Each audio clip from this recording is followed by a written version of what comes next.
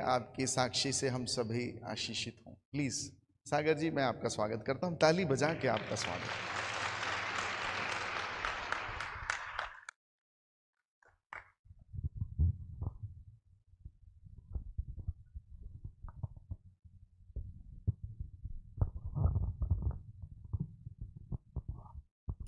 बोलिए सदगुरु यीशु महाराज की। सर्वप्रथम परमपिता परमेश्वर अनंत कोट ब्रह्मांड नायक, उसको मैं उसके चरणों में साष्टांग दंडवत प्रणाम करता हूँ। तत्पश्चात हमारे जो मंचासीन हैं महानुभाव और आदरणीय विशप जी, हमारे आदरणीय गुरु जी प्रणाम, आदरणीय संत आलोक जी और हमारे प्रिय पराग जी, आप सभी को सदगुरु यीशु के नाम में सागर का जय यीशु। आप सभी संतों और महंतों को संत सागर संगम का कोटि कोटि प्रणाम। हम सबसे प्रथम में सदगुरु की वंदना और मंगलाचरण करना चाहेंगे, यदि आपका आदेश हो तो। तुमेव माता च पिता तुमेव, तुमेव बंधु च सखा तुमेव, तुमेव विद्या द्रविणं तुमेव, तुमेव शर्वमम मम देव देव। अखंड मंडलाकारं व्याप्तं ऐन चराचरं, तत्पदं दर्शितं ऐन तस्मै श्री गुरुवे नमः। जग्गैन जगमया देवस्थानी धर्माणि प्रथम न्याय संतः नाम महिमान संयंत्र यत्र पूर्वे साध्य संति देवा, तह नाम महिमान संयंत्र यत्र पूर्वे साध्य संति देवा। तत्पुरुषाय विद्महे परमेश्वर पुत्राय धीमहि, तन्नो ईशु प्रचोदयात्। नाना सुगंधम यथा कलोति ईशु च, पुष्पांजलि गृहं परमेश्वरम्। तत्विधि प्रणपातन परिप्रश्न सेवया उपदीक्षन्ति, ज्ञानम ज्ञाना ही तद्दर्शना।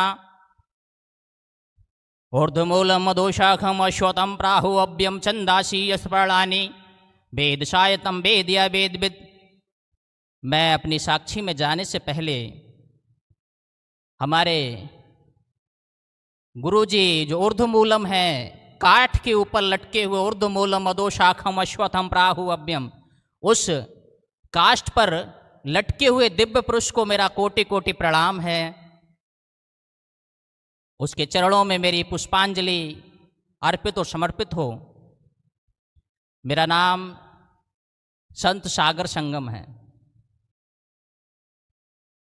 मेरा जन्म उत्तराखंड ऋषिकेश से। जब मैं 6 साल का था तो हमारे माता पिताजी एक बस दुर्घटना में चले गए, इस संसार को त्याग के। मैंने अपने गुरुजी के पास रह कर के शिक्षा और दीक्षा ली और एक गुरुकुल से मैंने आचार्य किया संस्कृत से। उदासी अखाड़े से हमने दीक्षा ली और दीक्षा लेने के बाद में 5 साल तक शांति कुंज हरिद्वार से मैंने पढ़ाई की संस्कृत में। मेरे गुरुजी के जाने के बाद उन्होंने जब संसार को त्यागा तो मैं उनकी गद्दी पर रहा, उनका गद्दी नशीन रहा। और उसके बाद में उसी समय के दौरान मैं वृंदावन में भी गद्दी नशीन रहा, एक मठ में। और जब मैं वृंदावन में एक मठ में अपनी सेवा दे रहा था साधु के रूप में, उसी समय काशी में एक संत सम्मेलन हुआ और संत सम्मेलन के समय में सभी संत एकत्रित हुए और हमारे जो महंत जी थे उन्होंने ये चुना कि आपको सुबह महंत बनाएंगे। जिस सुबह मुझे महंत बनाना था उसी रात में मुझे तेज से पेट में दर्द हुआ और उन्होंने कहा चलो तुमको एडमिट करवाते हैं। तो मैं काशी में बीमार हुआ और उन्होंने जयपुर में एडमिट करवाया लाके। अभी वो जो भी उनका इलाज था वो तो कर ही रहे थे अपना, लेकिन एक व्यक्ति ने मुझे आकर कहा कि संत जी तुम्हें कोई मारना चाहता है। तो मैंने सोचा मुझे कैसे कोई मारना चाहेगा। हमारा सिद्धांत ये होता था कि यदि हम किसी को कोई नुकसान पहुंचाएंगे, हानि पहुंचाएंगे, तभी हमको कोई हानि पहुंचाएगा, ऐसा हमारा सिद्धांत था। लेकिन ड्राइवर से मैंने कहा तो ड्राइवर ने कहा हाँ ऐसा है, तुम्हें सच में कोई मारना चाहता है। मैंने उस नर्स से कहा कि ये आप कैनुला हटाइए यहाँ से, मैं जाना चाहता हूँ। और उसने विरोध किया जाने का, उनके स्टाफ ने भी विरोध किया। तो मुझे लगा कि ये है कुछ तो इनका हो सकता है। ड्राइवर से मैंने कहा मैं चला जाऊँगा, उसके बाद आप आ जाना।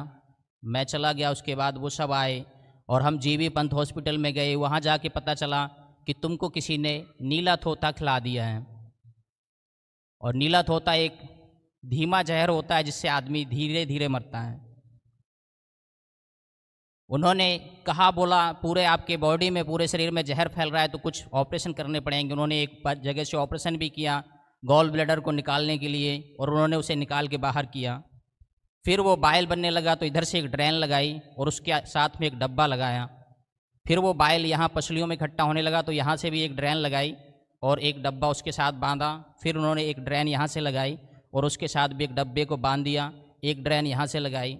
ये 4 डब्बों को लेकर के मैं ऐसे लेटा रहता था हॉस्पिटल में, वो डब्बे ऐसे ऐसे रखे रहते थे। आप इस बात की विचार कर सकते हैं कि एक डब्बे में जो बाइल निकलता रहता, बॉडी से जितने भी पदार्थ निकलते वो बड़े खतरनाक होते हैं, तो वो इकट्ठे होते रहते थे। जैसे भी शिष्यों ने अपनी स्तर की सारी उन्होंने सेवा दी, काफ़ी समय तक वो सेवा देते रहे। और जब मैं बीमार था उसी समय में एक नर्स आती थी हमारे पास में। उस नर्स ने कहा कि मैं तुम्हारे लिए प्रार्थना करूं। हमने सोचा कोई रही होंगी, और उन्होंने कहा, बार बार कहती रही कि हम प्रार्थना करें आपके लिए। और वो हमसे एक ही बात कहती थी, परमेश्वर जिंदा है और मैं जिंदा परमेश्वर के नाम से तुम्हारे लिए प्रार्थना करूं, आप ठीक हो सकते हैं, इस बात को वो कहती। तो चेलों ने कहा, वो समझ गए कि ये विधर्मी व्यक्ति है, इसको यहाँ से बाहर करो, आधे से ज़्यादा तो बीमार होने का कारण ये व्यक्ति है। उन्होंने ऐसा बताया मुझे। लेकिन वो सेवा में निपुण थी, तो पहले दिन में 5 बार आती थी, लेकिन 2 बार आने लगी। उनके जीवन से, उनकी प्रार्थना से हमने 3 बातें सीख पाई। 2 बातें आप छोड़िए, वो आपको भी समझ में नहीं आएंगी क्योंकि हमें नहीं आई आज दिन तक। एक इतना ही मुझे समझ में आता था कि परमेश्वर जिंदा है और जिंदा परमेश्वर के नाम से हम प्रार्थना करें। इसके सिवा वो 5 मिनट तक स्तोत्रम परशुद्धम, तो वो मुझे भी आज दिन तक समझ में नहीं आया कि उन्होंने मेरे लिए लगभग 1 महीने से 1.5 महीने तक प्रार्थना की, इसलिए वो 2 बातें मुझे याद हो गई। और ये परमेश्वर जिंदा है, ये तो वो हिंदी में बोलती थी, इसलिए मुझे याद रहा आज दिन तक। हमने अपने स्तर से जप, तप, यज्ञ, व्रत, हवन, महामृत्युंजय जाप, काल सर्प दोष, ये सारा कुछ करवा के देखा। एक जगह से अश्वमेघ यज्ञ भी करवाया, जादू टोना, काला जादू, तांत्रिक मांत्रिक सारे देख लिए। और देखने के बाद में मुझे लगा कि मैं बचपन से संत रहा और आज मैं इतना बीमार हूँ, तो इसका तात्पर्य यह है कि हमने तो कोई पाप ही नहीं किया। जिस घर से मेरा जन्म आता है वहाँ पाप की परिभाषा नहीं है, वहाँ पाप की परिभाषा कुछ और ही है, लेकिन पाप को नहीं मानते हैं। तो इसलिए हमने कहा हम तो परम पवित्र व्यक्ति हैं, साधु हैं, तो हमें ये कैसे हो सकता है। और मैंने ईश्वर से विश्वास, परमेश्वर से विश्वास मेरा हट गया। मैंने कहा कोई परमेश्वर नहीं। एक शिष्य आया हमारा, और शिष्य आने के बाद मुझे कहने लगा, एक लास्ट बात है गुरुजी। मैंने कहा बताओ लास्ट बात क्या है। बोला निर्मल बाबा के पास चलते हैं। और वो गए वहाँ पर, तो उसने 5100 रुपये ले लिए मुझसे और मुझसे पूछा कि आपने गन्ना कब से नहीं खाया है। मैंने कहा महाराज मैं 9 महीने से हॉस्पिटल में हूँ, गन्ना कैसे खाता मैं। तो उन्होंने कहा गन्ना नहीं खाया तो वहीं पर आपकी कृपा अटकी हुई है, आप गन्ना खाइए और 20 लोगों को और खिलाइए। हमने 200 लोगों को गन्ना खिलाया और उससे कोई लाभ नहीं हुआ। तो मैं हताश और निराश होकर के मेरे मन में ये विचार आया कि ये चेले बहुत दिनों तक मेरे साथ नहीं रहेंगे, क्योंकि बाबा गोस्वामी कहते हैं सुर नर मुनि की यही रीति, स्वार्थ लाग करे सो प्रीति। इनका स्वार्थ धीरे धीरे समाप्त होता जा रहा है। गुरु गद्दी क्षतिग्रस्त होती जा रही है, उस पर बैठने वाला कोई नहीं है, ट्रस्ट वालों का काम बिगड़ता जा रहा है, तो ये बहुत दिनों तक मेरे साथ नहीं रहेंगे, और रहेंगे भी तो अब मैं जाने वाला हूँ, समाधि के अंदर जाने वाला हूँ, मैं मरने वाला हूँ। मैंने सोचा इतनी कष्ट के जीवन से अच्छा है कि मैं आत्महत्या कर लूँ। उनको बोल करके मैंने कहा, 4 लड़कों को बुलाया, कहा मैं तुम्हारे लिए अंतिम अरदास करने जाना चाहता हूँ, मैं आज अंतिम अरदास तुम्हारे लिए करूँगा, कल हम हॉस्पिटल से आश्रम चलेंगे। तो उन्होंने कहा ठीक है। मैं उस हॉस्पिटल की छत पर गया तो मैंने अपने पैर को आगे बढ़ाया। मरने से पहले मेरा ये अनुभव है कि व्यक्ति बहुत कुछ सोचता है, बहुत सारी बातें उसके मन में आती हैं, बहुत सारे विचार आते हैं। कभी मरने का विचार बनता है तो बहुत सारी बातें आती हैं, लेकिन मैंने भी बहुत सारी बातें सोची। फिर वो डब्बे देखे 4, बोला ठीक है। तो मैंने जैसे ही एक पैर आगे के लिए बढ़ा करके गिरने का सोचा, मुझे पीछे से किसी ने आवाज़ दी, मैं जीवित हूँ तो तुझे मैं कैसे मरने दे सकता हूँ। हालेलुया।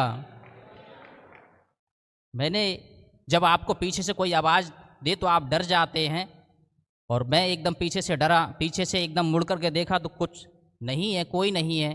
थोड़ी देर के लिए विचार किया कि कैसे, क्या, किसने आवाज़ दी और कैसे आवाज़ आई, इसलिए मैं लौटा।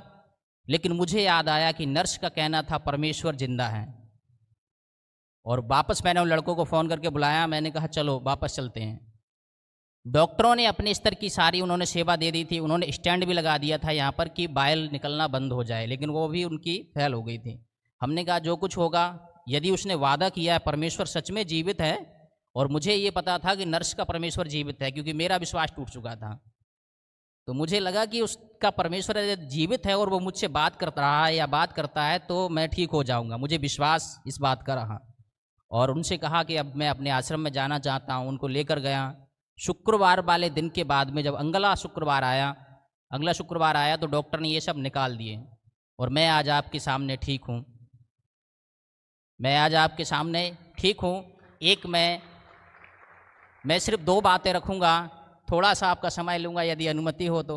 एक, मैं आपको ये बताना चाहूँगा कि ये पवित्र शास्त्र मेरे पास में बड़े ही संघर्ष के बाद पहुँचा, और मेरा जीवन परमेश्वर का साक्षात्कार होने के बाद में काफ़ी संघर्षों से गुजरते हुए यहाँ तक पहुँचा है। मैं वृंदावन में एक बार यात्रा करने के लिए निकला परमेश्वर से परिचित होने के बाद में, तो ऐसे एक पवित्र शास्त्र, एक व्यक्ति कबाड़ी ऐसे लेके जा रहा था।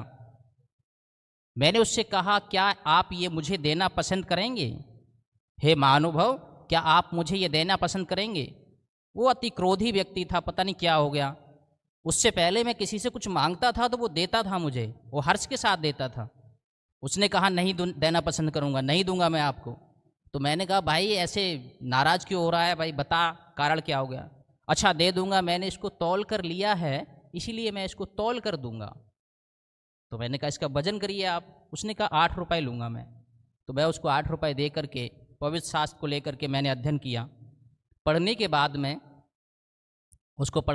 में मुझे लगा कि अब हो गया, जितना भी पूजा पाठ आरती हवन यज्ञ करने थे हो चुके हैं। परमेश्वर और कुछ कह रहा है मुझसे।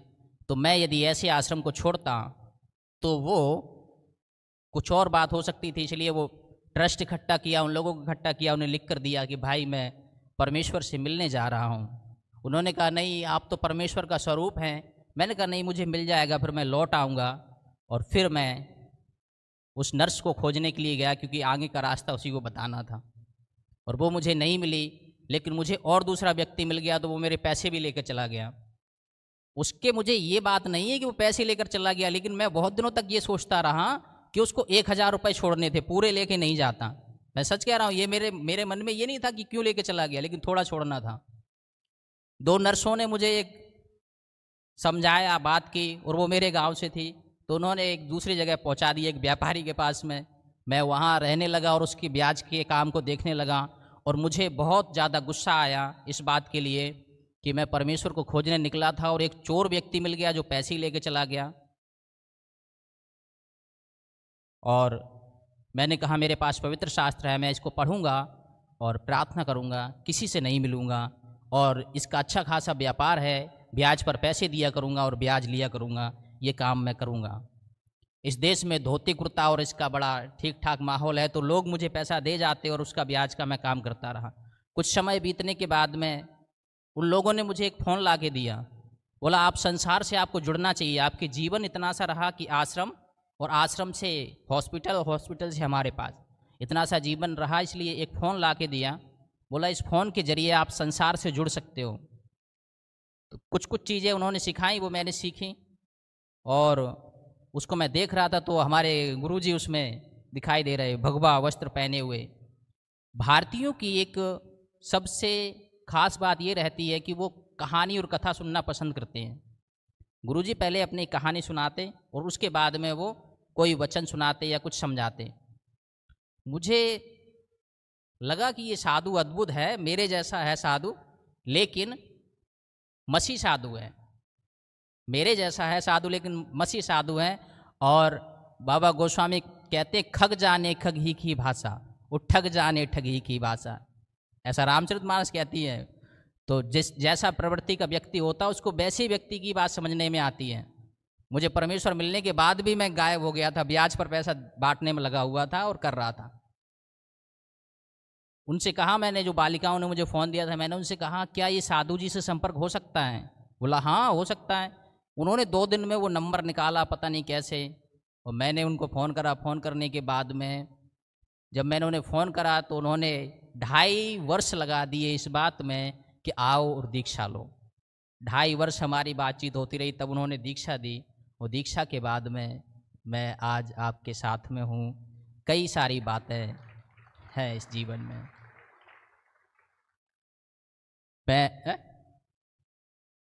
मैं आपको इस विषय में प्रियो, ये मेरे जीवन की साक्षी थी और ये मेरी आप बीती थी, जो बीती वो मैंने आपको बता दी। वो मैंने आपको बताया कि ऐसे जीवन था हमारा और ऐसा जीवन है हमारा, ऐसा था और ऐसा है। अभी मैं भक्तगणों आपसे ये कहना चाहूँगा कि हमारे भारतीय जिस संदर्भ में अभी तक अपनी प्रार्थनाएं, अपनी अरदास करते रहे हैं, वो सद्गुरु 2024 वर्ष पहले आए और जिस कल्कि का हम इंतज़ार कर रहे थे वो 2024 वर्ष पहले आए और आकर के चले गए और आज भी है विद्वान। क्योंकि होते नहीं तो मुझे नहीं मिलते, होते नहीं तो गुरुजी को नहीं मिलते, पराग जी को नहीं मिलते। और हमारी जो खोज है भारतीय ऋषियों की, महर्षियों की जो खोज है वो जाकर के सद्गुरु यीशु में पूरी होती है। हम एक बात कहते हैं, हम एक बात के लिए हाथ जोड़ करके इंतजार कर रहे हैं, प्रार्थनाएं कर रहे हैं कि कल्कि आएंगे और कल्कि उद्धार करता होंगे, कल्कि ऐसे अवतार होंगे जो उद्धार करता होंगे। तो उनके लिए एक श्लोक मैं इसमें से पढ़ूंगा भविष्य पुराण का, बाकी अनुवाद मैं करूंगा और कुछ एक श्लोक और मैं पढ़ूंगा।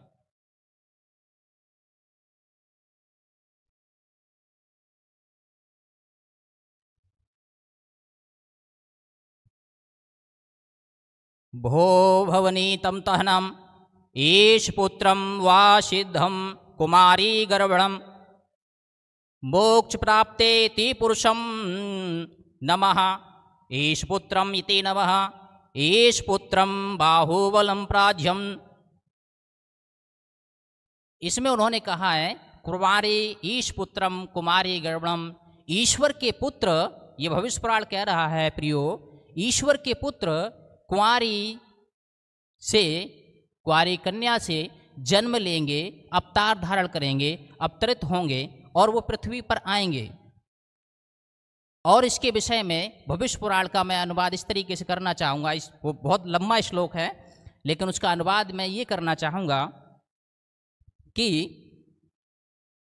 उनका कहना ये है, जैसे जो लेखक रहे होंगे, जिन्होंने प्रार्थनाएं की, जिन्होंने कल्कि के लिए दर्शन देखा, उन्होंने ये देखा कि वो कुंवारी कन्या से जन्म लेंगे, संभल में जन्म लेंगे और जन्म लेने के बाद में उनको भी मारा जाएगा, लेकिन उनके परिवार वाले उनका वध कर देंगे और पृथ्वी में एक गड्ढा खोद के उसमें गाड़ देंगे, लेकिन वो रात को गाड़ेंगे और सुबह वो कब्र के ऊपर बैठे हुए दिखाई देंगे। ये कल्कि के विषय में भविष्यवाणी है। और दो मित्र होंगे और घोड़े की सवारी करेंगे और तलवार होगी, लेकिन वो मारने के लिए नहीं होगी। हम सद्गुरु यीशु के जीवन को देखते हैं। वो संभल जो है, संभल का अर्थ है शांति प्रिय या साधुओं की नगरी। आप यरूशलेम को देखिए प्रियो, काफी कई भविष्यवक्ता उस शहर में, उस नगर में जन्मे, वो साधुओं की नगरी है, यानी वो संभल है।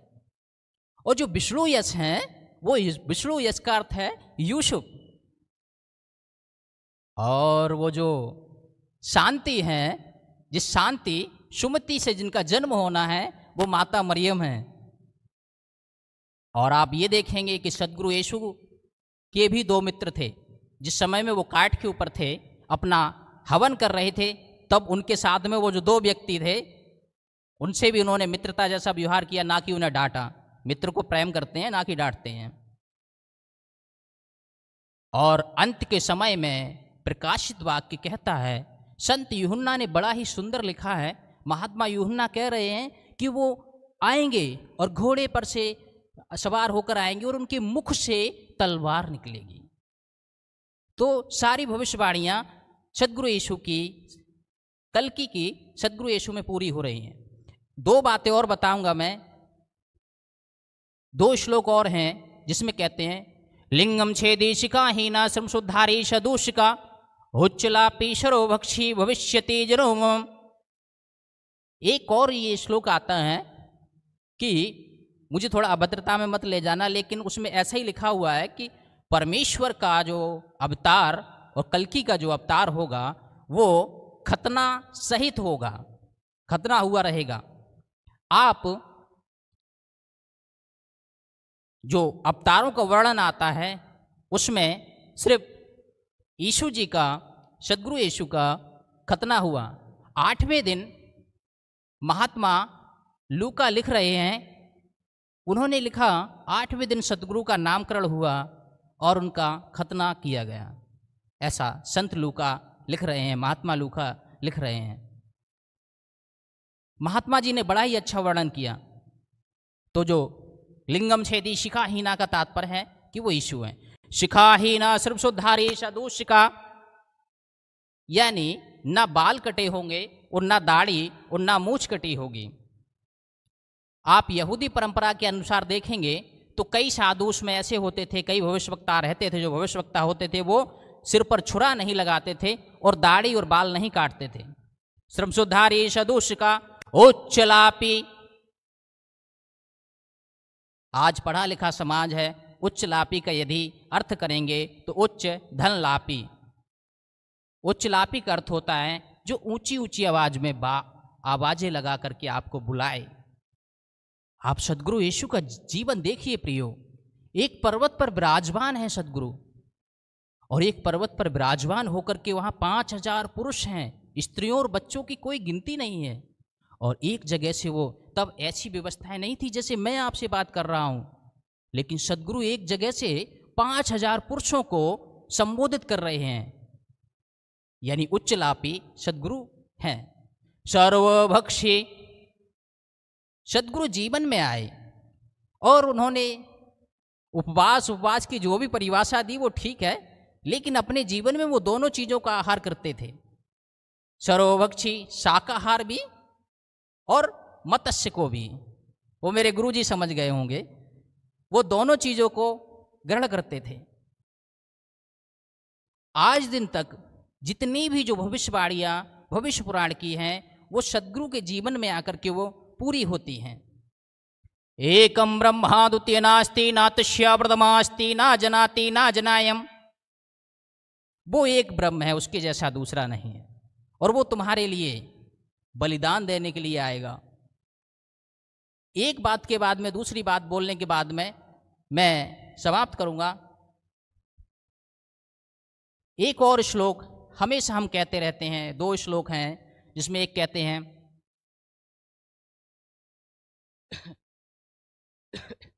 उसमें कहते हैं ब्रह्मर्पणो ब्रह्मणा ब्रह्म हवि ब्रह्म समाधना सहना भवतु सहना भुनक्तु सहना कर्मा वहेमम।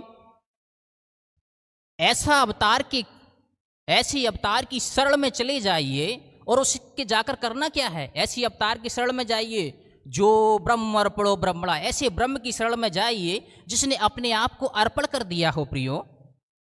और जाकर के करना क्या है, और जाके करना है तद विधि बड़पातन पर प्रश्न से वया उपदेक्षन्ते ज्ञानम ज्ञान ना ही तद्दर्शना। जो ऐसे संत की शरण में जब आप जाएंगे तो उसे दंडवत करिए, प्रणाम करिए, और वो मूर्खों से मूर्खों जैसी बात करेगा और ज्ञानियों से ज्ञानी जैसी बात करेगा। हर बात की जड़ से लेकर के और पत्ते तक बात शास्त्र की और शास्त्र के अनुसार करेगा, और जिसे शास्त्र का ज्ञान नहीं है उसे शास्त्र के बगैर करेगा। आप सदगुरु यीशु का जीवन देखिए प्रियो। मैं क्षमा चाहूँगा यदि आपका, तो मुझे बोल सकते हैं। हाँ, सदगुरु यीशु का जीवन देखिए प्रियो। उन्होंने जब वो शास्त्रों की और मूर्खों की, शास्त्रियों की मूर्खों की, दोनों की बात कर रहे हैं। सदगुरु जब सांबरी स्त्री से मिले तो उसकी भाषा में बात की, जो भाषा उसे समझने में आ रही थी, यानी तद विधि पड़पातन परिप्रश्न सेवया। जो कुछ उसने प्रश्न किए सदगुरु ने सेवक जान करके उसको जवाब दिया, ना कि ये कह करके कि भागो यहाँ से, मैं तुमको नहीं बुलाता हूँ। लेकिन उन्होंने आधीनता से उसको जवाब दिए। लेकिन वही सतगुरु ने छंदासी यश प्रणानी वेद साहित्यम वेद या वेद, जब शास्त्र से बात करने की बात आई तो उन्होंने निकोदेमस से बात की और विधिवत तरीके से समझाया, और फिर उसे दंडवत करिए जिसने अपने आप को अर्पण कर दिया हो। सदगुरु यीशु को आप क्या कहते हैं मुझे पता नहीं, लेकिन मैंने ये समझा है कि उनको क्रूस पर यहूदियों ने नहीं चढ़ाया था, उन्होंने अपने आप को स्वयं में अर्पण किया था। क्योंकि भारतीय ऋषि प्रियो ये कहते रहते हैं, उनका कहना है अहम ब्रह्मास्मि। हजारों वर्षों से, 5000 वर्षों से या उससे पहले से वो हाथ जोड़ करके बैठे हुए हैं और कह रहे हैं प्रियो अहम ब्रह्मास्मि, मैं ब्रह्म हूँ, उसको मैं दंडवत करूँगा जो आकर कहेगा मैं ब्रह्म हूँ। सदगुरु यीशु ने आकर के कहा जीवन की ज्योति मैं हूँ, जीवन का द्वार मैं हूँ, सच्ची दाखलता मैं हूँ और द्वार मैं हूँ। प्रियो आप देखेंगे उन्होंने ये भी बात पूरी की कि मैं हूँ। अब जब वो मैं हूँ तो उसको दंडवत करना चाहिए, और जो अर्पण करने वाली बात है, अपने आप को देने वाली बात है, उसको भी मैं हूँ से जोड़कर यदि आप देखें तो आप ये देखेंगे कि गतशमनी के बाग में सदगुरु अपने 11 शिष्यों के बीच में हैं और सैनिक आकर पूछ रहे हैं, सैनिकों से वो पूछ रहे हैं। आप देखिए कितना अच्छा उदाहरण है। मनुष्य का स्वभाव होता है प्रियो कि भाग जाना, भयभीत हो जाना और भाग जाना, लेकिन गुरुजी नहीं भाग रहे हैं। गुरुजी खड़े हैं प्रियो और सैनिकों से पूछ रहे हैं किसको खोजते हो, किसको ढूंढते हो। उन्होंने कहा यीशु नासरी को।